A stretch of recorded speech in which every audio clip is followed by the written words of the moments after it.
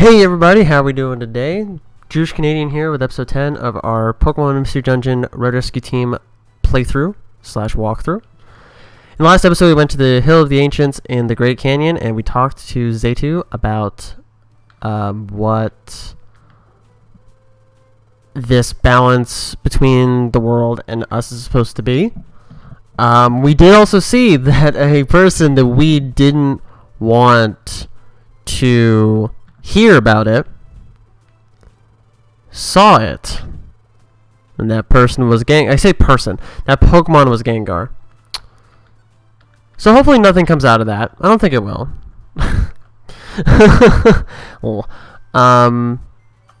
So if we go to the Pokemon Square, they're actually talking about some rumors and some legends that may or may not be true. This legend is pretty relevant, pretty important to what's going on right now. It's the Ninetales legend. If you're not a Pokemon fan that knows all the generations, Ninetales is a Pokemon with 9 tails. It's the evolved form of Vulpix. Didn't actually know that this legend even existed until this game came out. That you'll get cursed if you ever grab one of Ninetales' tails. And of course, this rumor resurfaces right after going to the Hill of the Ancients. So it's a little bit weird. It's a little bit connected. So we're gonna go ahead and talk to Wishcash here in a minute about the details about the legend, and we're gonna do that. Sorry. After we are 100% ready to do so, because stuff's gonna get really quick. So we got all the friend areas. We have more than enough poke. We're going to go ahead and arrange our inventory, just to make sure that we got everything we need. 2 River Seeds, 2 Orange Berries, Max Elixir, Escape Orb. The one thing we really do need to make sure we have is the apple, so we're going to have 2 of those. And that's that. That's our inventory. I think. Let me see. That looks amazing. Cool. That looks great. So we have a little bit of poke on us. That's fine. We wiped out the dojo in a previous episode, so we're good to go. Let's talk to Wishcash.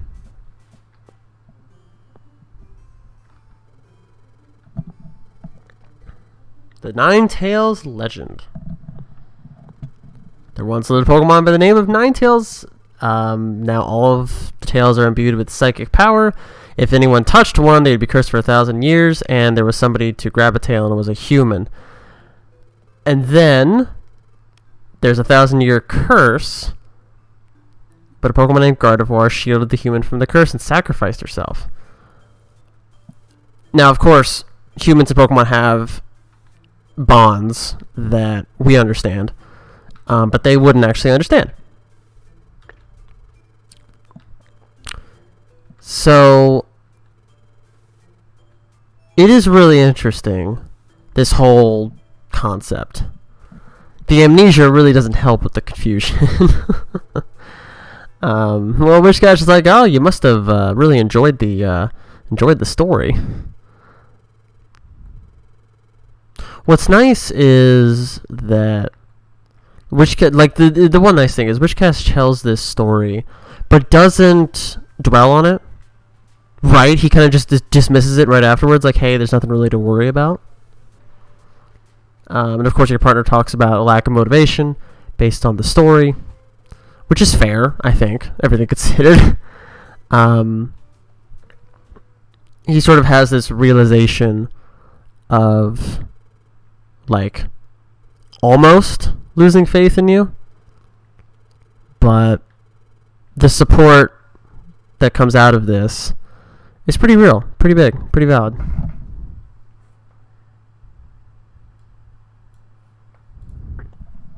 And now we have another dream, another vision.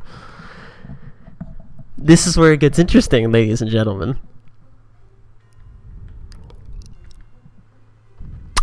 Look who it is.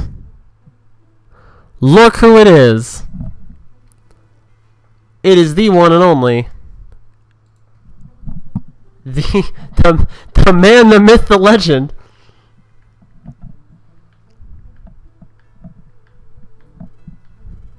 I didn't want to spoil it. It's Gardevoir. Like you can tell from the sprite, but I didn't want to say it.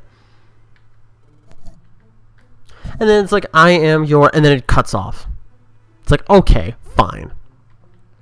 Fine then. Alright, now events move very, very quickly. So we have this final vision of finally Gardevoir appearing before us. And now things move really, really quick. Things get really, really real, really, really fast.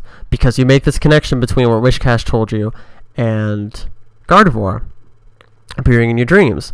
You're hoping that you were not the human that did that.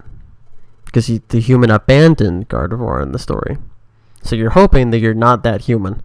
Which kind of sucks, right? Imagine if you did abandon the Pokemon. Like, think about that. As someone who's grown up with Pokemon, it's really weird. Like, imagine for a second. Like, imagine where the Pokemon trainer Ash from the anime would be if he abandoned his Pokemon. He wouldn't have survived, like, episode 2. Was it episode 2? Episode 1? One of the two. Anyway. Okay. There's a commotion in Pokemon Square. Yeah. You don't say. Alright, let's see what's going on. No one's in the shops. No one's in their usual places.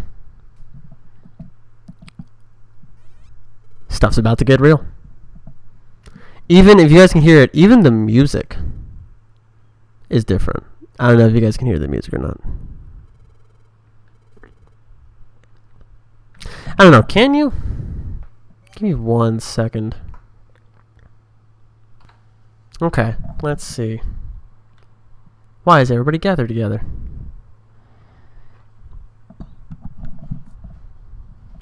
Okay, let's see. See, and Bellsprout was one of them that really doubted it yesterday. So you see sort of the alarm from them as well about this whole thing. It's getting real. So someone is telling people the news, and it is the one and only Gengar. Uh-oh.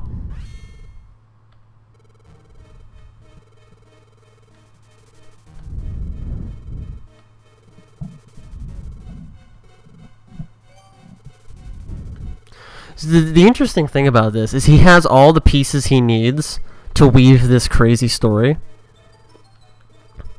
But he doesn't have all the information. This goes back. I want to talk about something philosophical real quick. Fear makes people do strange things. It's something that's a quote from Land Before Time. This is a perfect example of that. Where nobody's taking the time to logically think this through, and they're only going on the information that Gengar tells them. See, we're deliberately working everyone up.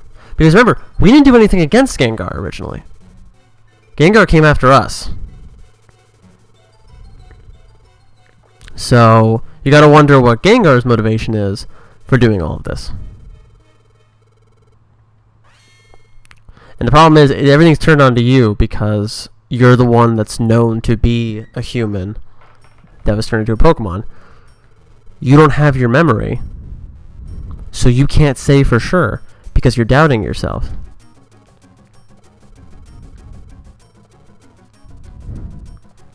Also, we can tell that the Pokemon world does not have innocent until proven guilty, by the way. We understand that that's a thing. Also, real talk, Lombre, Snubbull, and Bellsprout pose no threat. The threats are the Kelkadon brothers and probably Wigglytuff. Everybody else is fine. But look at how quickly this happens. That's what's crazy. It happens very fast. Okay. So that happened. Everybody sort of turned on us.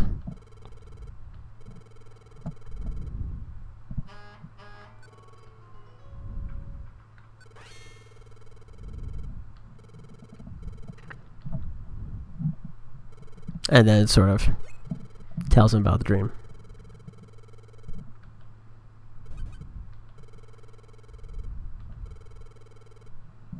I do like the confidence that the partner has.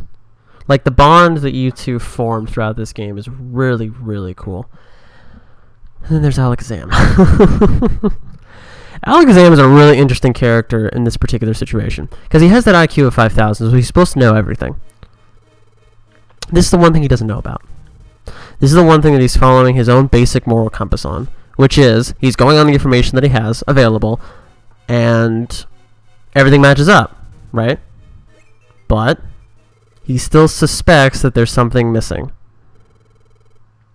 His advice is literally just run. He's about to say it in like 10 seconds. Because everybody's going to be after them. Run, and survive. So by this, he's assuming that what Gengar says is not true, but he has to go with it. Right? Because that's kind of like the honor at that point, and that's kind of like rescue team honor and like basic moral honor and stuff. Makes sense, right? From that sort of standpoint.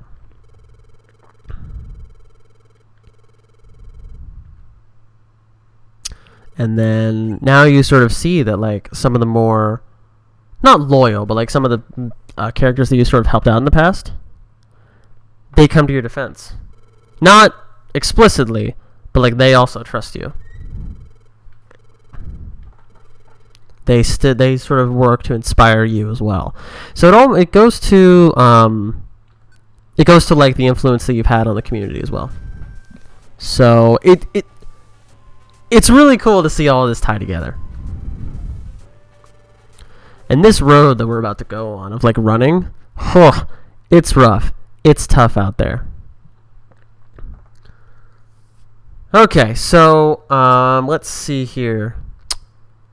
Yeah, let's go ahead and continue. The next dawn. It's not the next day, the next dawn.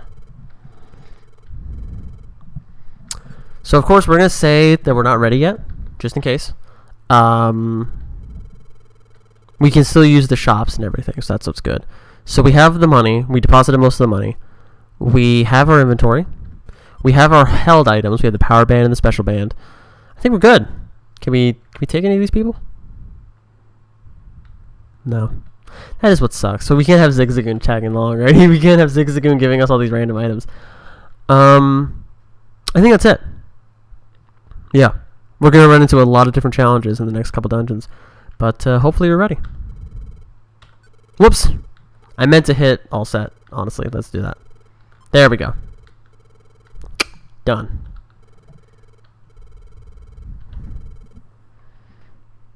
I wish we could have at least told them where we're going. Right, they're gonna be like, why haven't we heard from the from our team leaders in a while? Oh, they're gone. Oh, okay.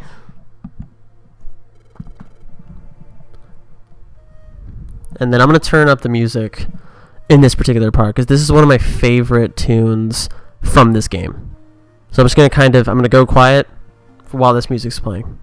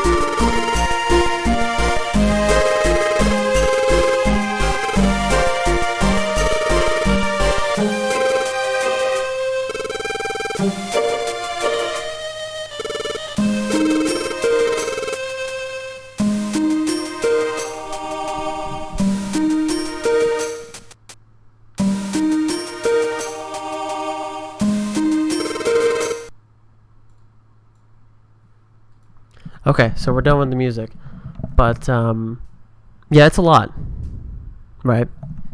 I don't know if you guys can still hear it. I'm trying to make this work. There we go. if I mess with the audio, it plays in some ways and doesn't play at different levels. But yeah, so that's probably one of my favorite tunes. Cool.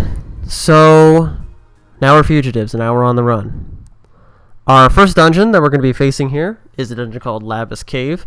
It's pretty similar to the Great Canyon, actually, as far as like difficulty level.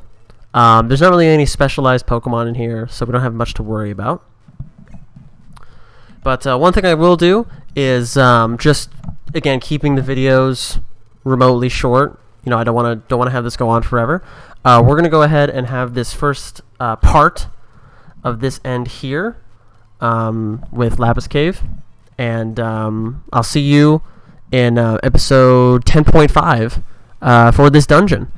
So thank you guys for watching this newest episode, and welcome to the line of being a fugitive. Thank you guys so much for watching.